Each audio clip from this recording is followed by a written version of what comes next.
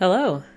First off, thank you everyone. Bellmage has officially funded and is overfunding. It funded back on day 6. So thank you for helping this project to become a reality and to help my publishing business get off the ground. Today I want to talk about this image. This is the map featured for Bellmage. It's a map of the Crystal Bell Forest located in northern Riallan, which is the area that Bellmage takes place in. And it's also the last stand against the Leviathan in the mythology of Riallan. I wanted to make this video because art is mysterious to a lot of people, especially digital art. Now, I'm not a digital artist by trade. I'm very much a traditional artist, and I do most of my work in watercolor or ink on paper. But for Bellmage, I did work partially digitally, and I wanted to go through what that process is like in depth. As you can see, this video is over an hour long. So there are places where I am working at normal speed, and there are places where I have sped up the video because the original recording of all of this process was about 4 hours long. So let's dive right in. I don't want to delay this video any further because it is already quite lengthy. So first I want to talk about what didn't get recorded. As I said, I mix digital and traditional together. So I don't do everything on the computer, and when I'm sketching not at home, I can't always hook up my camera to record the process. So this is the sketch of the map, and as you can see from this sketch and from the final image, it doesn't look much like a normal map. I've done gobs and gobs of normal maps, calligraphic renderings, illustrated maps. And for this one, I thought, it's a forest, so it's going to be a lot of trees unless I draw out all the individual pathways or cite the individual buildings. So I thought, why not make it something more cinematic and illustrative, but also keeping with the spirit of keeping with the idea of map making and marking some of the locations. So this is a sketch that I did just on some notebook paper. You can see the lines. It was actually yellow notebook paper that I had to adjust the colors on. So I took this into Photoshop, I scanned it, took it into Photoshop, adjusted the colors, and then printed this out at size, which is about 9 by 14 inches is the paper. It's a B4 paper.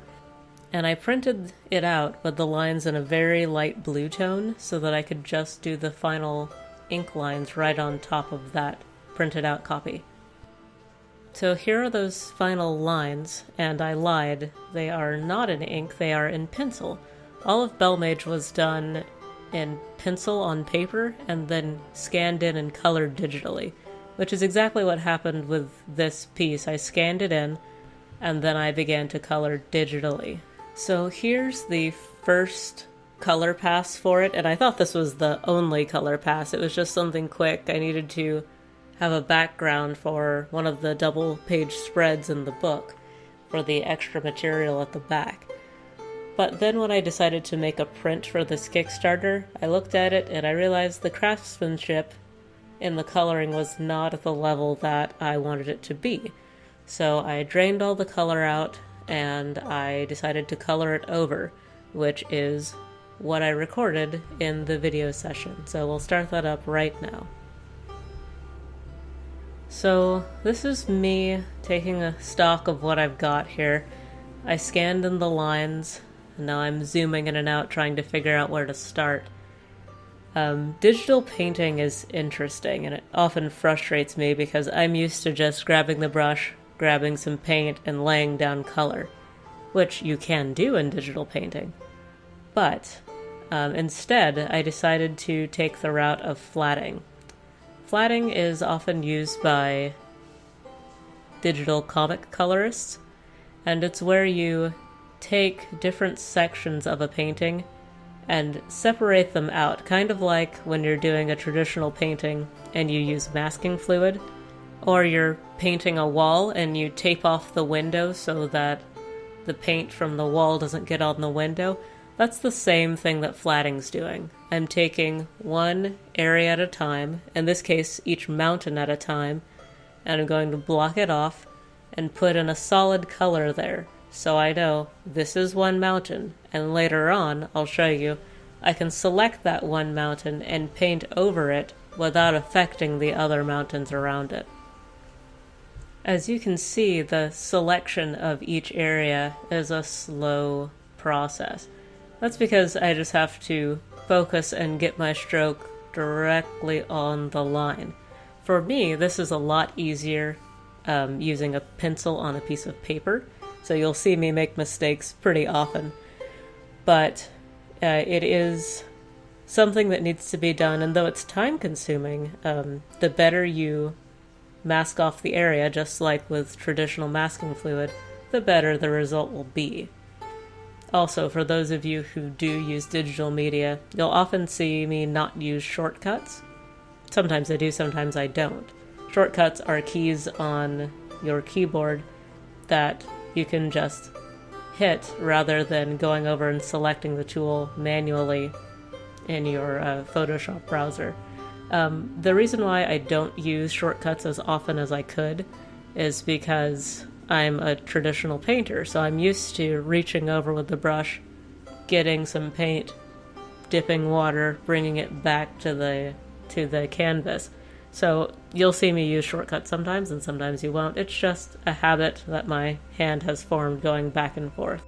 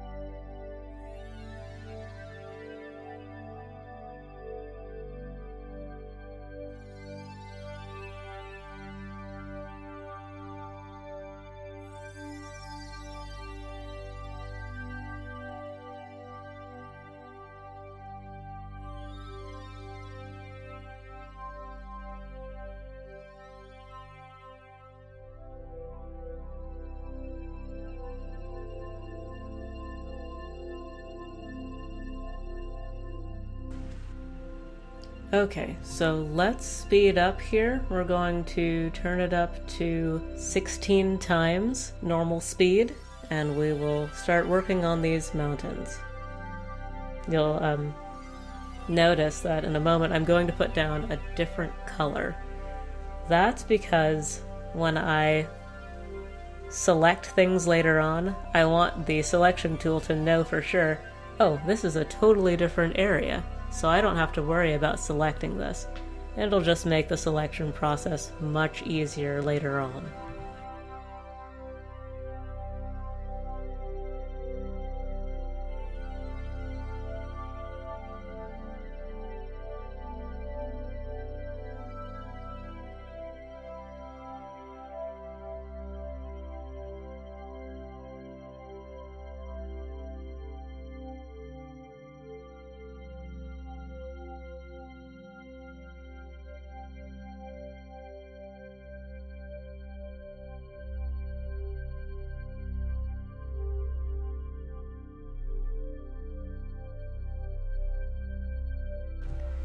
And so I popped on the color overlay that I'd started on earlier when I realized that the selection just wasn't good enough. The selections were sloppy.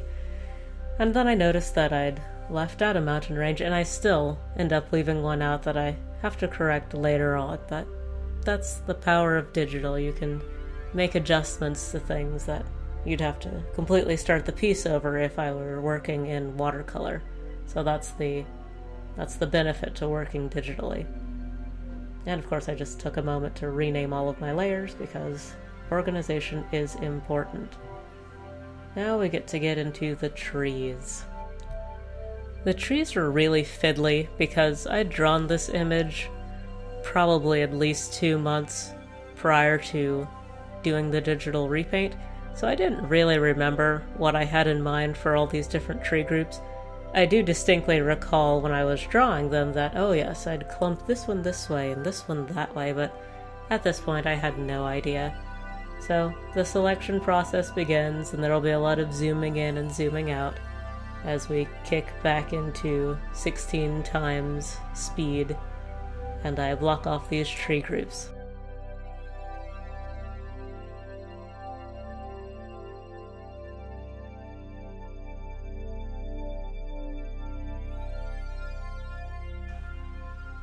Although I decided to kick it back down to normal speed because a lot of people have a misconception that digital art is quick and easy and everything just happens with the click of the button. But I actually had to sit there and trace out each and every one of these little leaf blobs so that I could get a nice rendering in the final image. So even when you are coloring in the flat style that I will show you later on in the video, there's still a lot of preparation that goes into being able to work that quickly.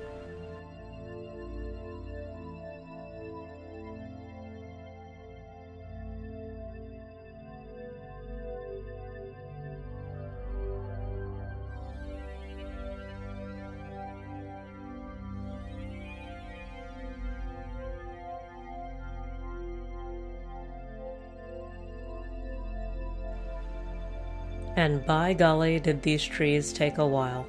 So while I have a minute, let's talk about what I'm using to do all this digital artwork.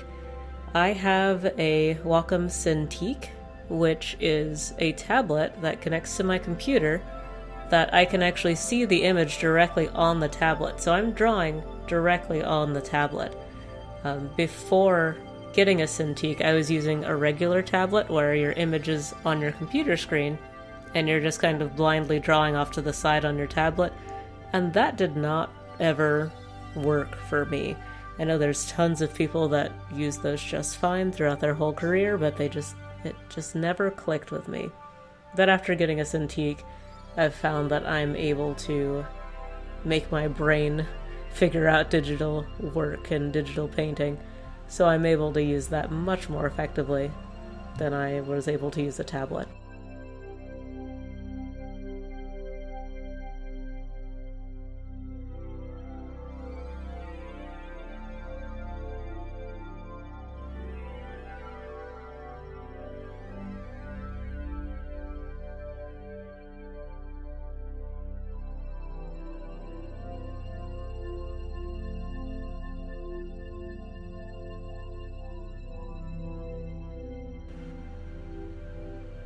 So let's kick it up to times 16 again and bust through these trees and some of the adjustments that I find I have to make.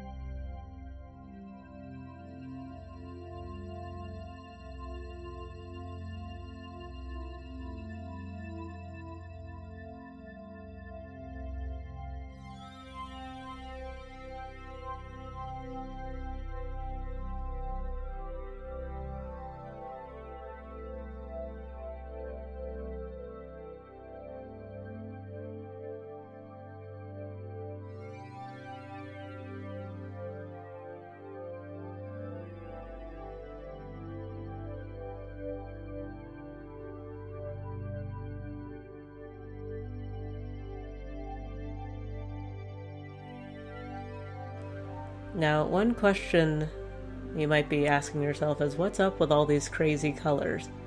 And I'm about to use a really shocking color for the sky that I will retract and put a different one on. But at this point, the colors don't actually matter. Again, this is just my selection layer, so I'll show you what that will do in the final image, in the final rendering of the image, but really, it doesn't matter. I could make the colors totally awful and psychedelic and it wouldn't matter one bit. Actually, you see me, not flash by a little too quickly, but I used the selection layers to knock out the mountains part of that tree just now, but we'll get back to the selection layer plenty in just a moment.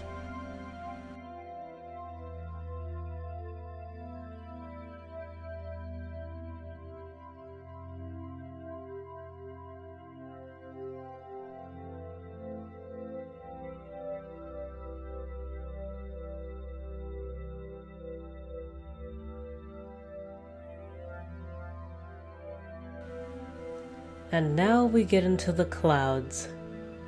The clouds were interesting because, well, I made a mistake, but I won't know that I made a mistake until much, much later. But for now, you can see that as I'm laying in this transparent white color, I'm also taking a look around and seeing where the clouds actually intersect with the mountains. And now comes my selections layer. So, the selections layer is down at the bottom. I can see all my psychedelic colors there. And all I have to do is click on it, click on that bright purple mountain, go back to my clouds layer, and delete. And suddenly, there are no more clouds where that purple mountain was. It's kind of a tricky thing to wrap your mind around at first, but once you get used to it, it saves so much time. So here I've selected the green mountain, and I'm going to trace around the clouds that I'd like to leave, which will take a moment because those cloud shapes were very soft and wavy and I had to get them just right.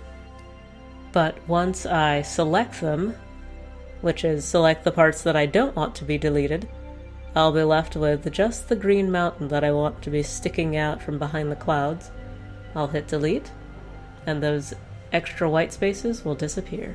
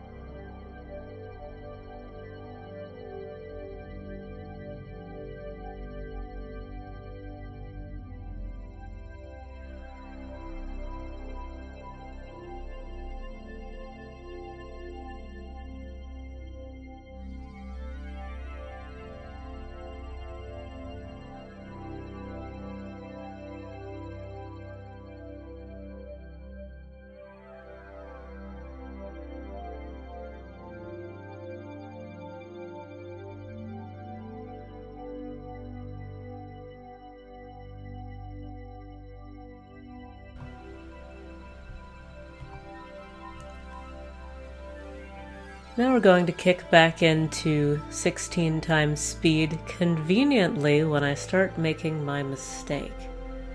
I'm adding a lot of straight lines through the smoke, or through the clouds, I should say, the mist, and I think that's a great idea. But unfortunately, it turns out to be a little more linear than I would like to see in the image. But unfortunately, I spend all of this time making these lines before I realize that, and I don't realize it until I come back. See, this was done in several stages. It's very important to take a lot of breaks and to let yourself rest, because this is a lot of time spent sitting, or in my case, standing at my standing desk in one space for a long time. So I will come back after a break. I think the break happens right when I'm starting to add the second layer of white, I think is when I've gone on break and come back. But I come back from break and start diving in and realize that, oh dear, I have made a bit of a mistake. And so this is where I realize my uh-oh. I can see the lines aren't really working close up, and you can see the pause in my cursor as my brain's trying to think, how do I make this work? So I start tracing along this wisp of cloud all the time, deliberating on how I'm going to fix this. And I think for a while I just keep going, and I think, oh, well, I'll just make one transparent layer, one solid layer, and the lines can just be on one layer, and that'll look fine. But eventually I decide to toss the lines all together. And I'm including this because art is not straightforward. You make mistakes, you have to think. There's a lot of decision-making involved in the art process, and sometimes you make the wrong decision. It's not just as straightforward as, yes, I'll just click a couple buttons and the art will be made for me. There's a lot that goes into making these choices, taking a second look at it, making a different choice. Sometimes you make truly hundreds of choices and you end up looping back to your original choice, and that's just the way it goes. But there's a lot of effort and a lot of thought behind each choice that's made in a really good piece of art, even when it's digital.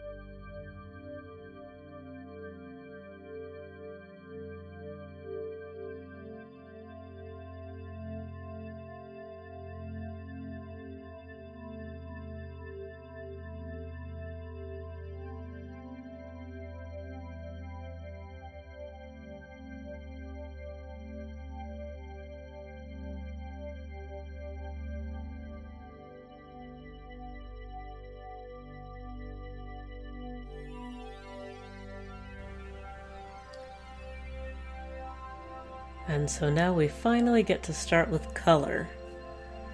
Again, I'd already started doing some of the color overlays and I decided to give them the boot. So here's me starting over with the sky layer. So you can see I'm selecting. I went to my selections layer. I selected the sky, which was red for a second and now it's purple. And I deleted everything that was not sky. And so now I have this color block ready to be painted for the sky. I'm working on this illustration. I decided to go with flat gradients, which are selections, or which are areas of colors that slowly change from one color to another. And I wanted to kind of invoke the woodblock style, which had a lot of, after a certain period, had a lot of color gradients going on. So this is me trying to work out the sky with my gradients, and as you can see, I don't get it on the first try. I don't get it on the first several tries. I take a look at what I had, I go back and forth between what I had and what I want, which is not purple, and I try to figure out what time of day, what color scheme, what I want to go for.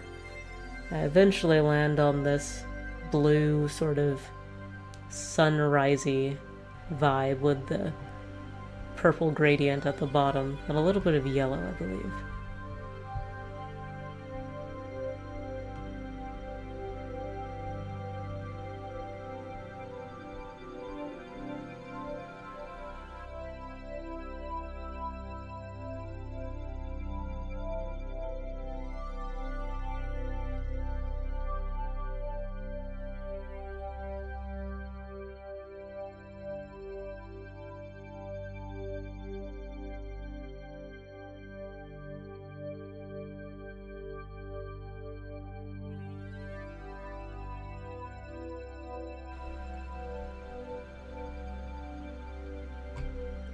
And now we get back to those mountains.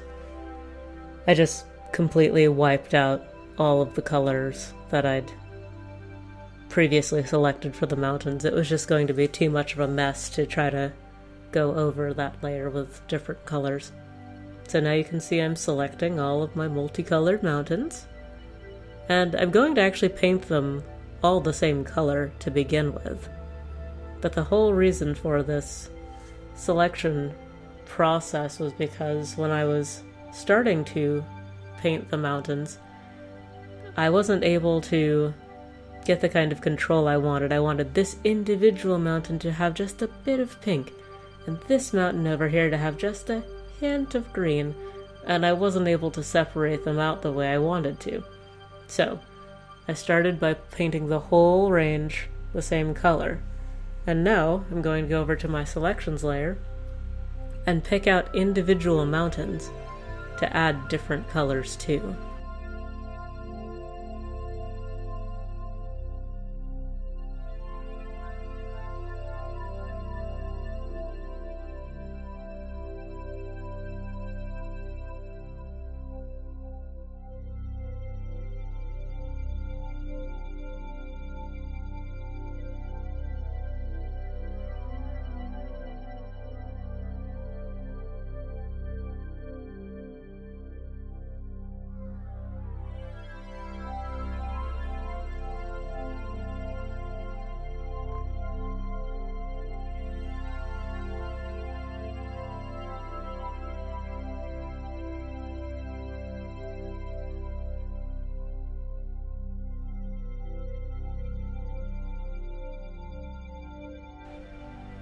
And now let's speed it back up to 16 as I blaze through all these mountains.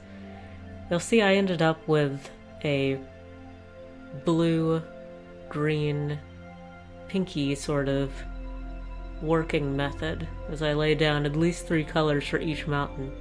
And I go back and forth between which one I lay down first and how I want this one to have a bit more green and this one a bit more red.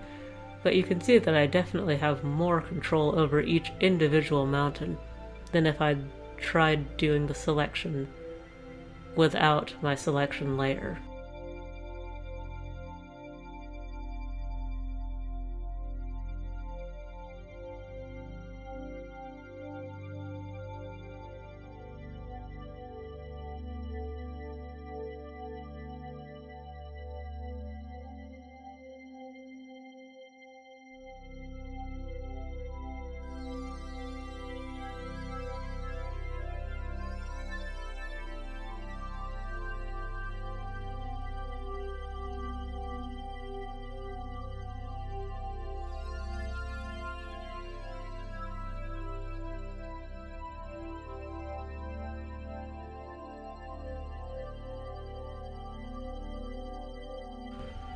Same goes for the trees. We're just going to blaze right through those.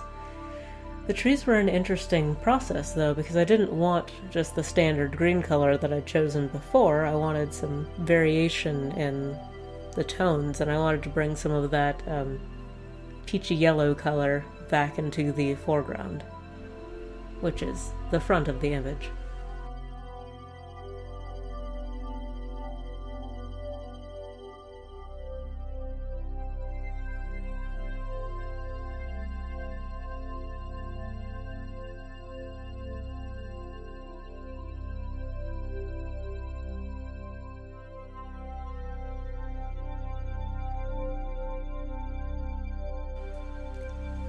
And now I get to add in the symbols which make this map a map. This was an interesting one because I have some of these symbols pre-done in a different program because they were used as marketing tools for other stories.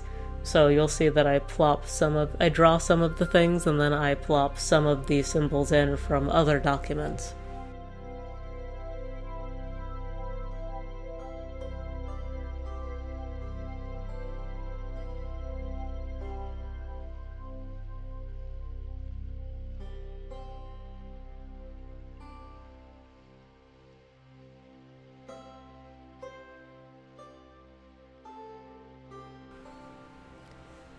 And here is the magic and curse of digital painting.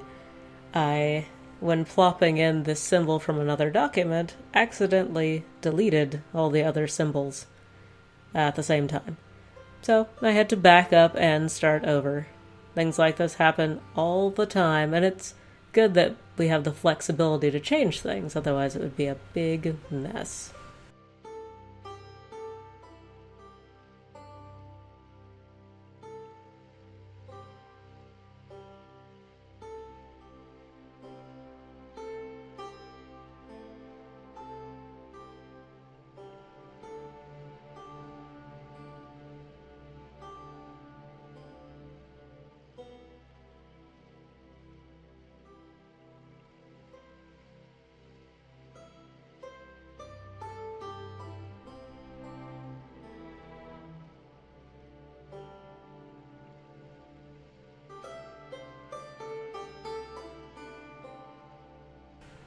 And here is our final image.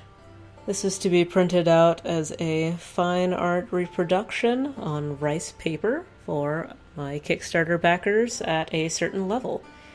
So I hope you enjoyed this extensive look at digital painting, and hopefully I'll be able to do more videos like this in the future, though perhaps not quite so long.